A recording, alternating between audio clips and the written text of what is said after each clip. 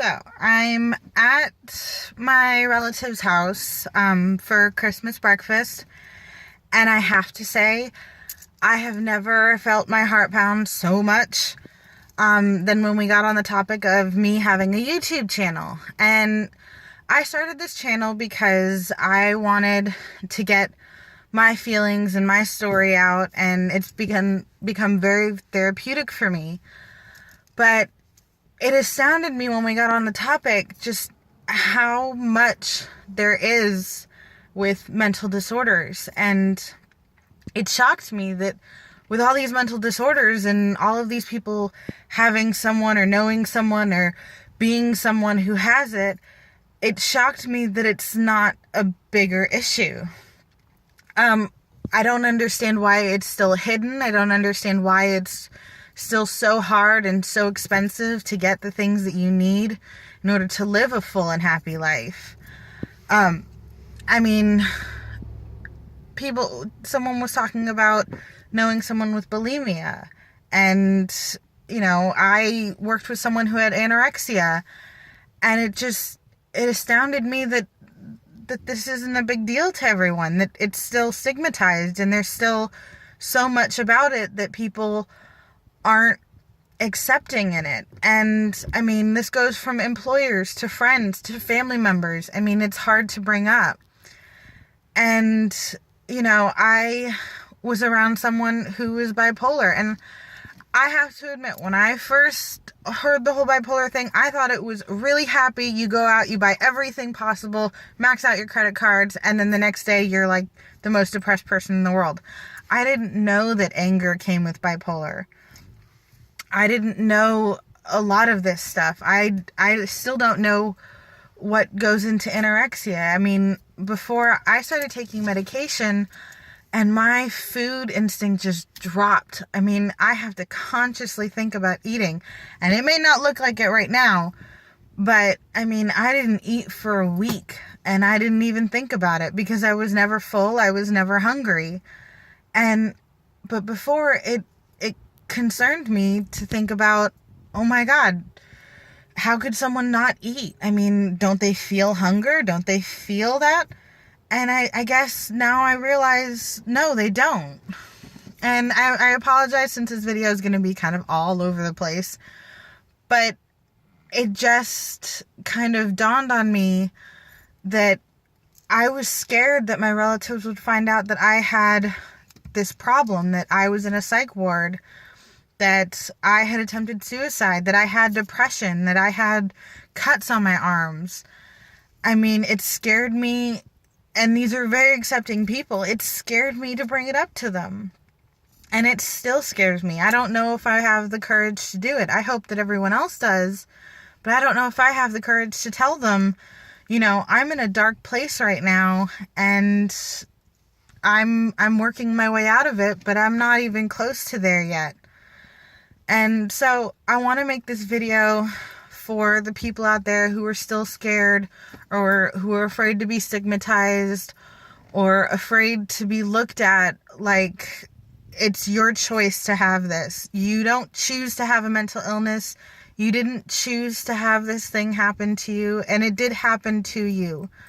You didn't choose panic attacks. You didn't choose depression. You didn't choose cutting, and it becomes an addiction, I know, but you didn't choose to decide and have any of this stuff. And I want you to know that even if your family isn't accepting of you, I will be accepting of you. I believe in you. I believe that you can go from happy to anger to sad in 2 seconds flat. I believe that you can have panic attacks just from listening to someone, voice a comment. And because I've just done that, I'm listening to my mother and my family member have a simple conversation, where they're just kind of bantering back and forth, and I could feel myself getting agitated. I could feel myself getting scared and worried and concerned, and that shouldn't happen. And with normal people, it wouldn't have happened, but in this situation, it did, and it shocked me. And I talked about in my earlier videos having depression and having PTSD and all of that stuff. But I mean, there's new things that I've never realized. And that kind of goes into, I don't think I would have realized any of this before I'd gone into the psych ward. I bottle up like no one's business. I mean, yes, I cry at the drop of a hat at a sad commercial, but I never really, wanted to talk about my feelings. I never really wanted to have a discussion as to me being upset or me having these issues or me having these problems. And I mean, it's Christmas Day. This is supposed to be happy. And I was happy in the beginning, and now I'm just nervous. So I'm accepting whether your family is or not. I'll accept you, and you can message me anytime if you choose. But, there's still so much that I'm learning about myself and my mental illnesses that there's no way I can judge you for yours. And I just hope that everyone can get that feeling of importance and that feeling of caring and love, and not to be stereotyped or fall under a stigmatism of what bipolar is, what bulimia is, what anorexia is. I mean, we all think we know about it, but we don't know until we experience it. I didn't know I was going to go into that house and be concerned that my relatives were going to find out that I had depression or that I was addicted to cutting or anything like that. I was terrified that they would find out. I was terrified when I told them I had a YouTube channel and they asked to look it up.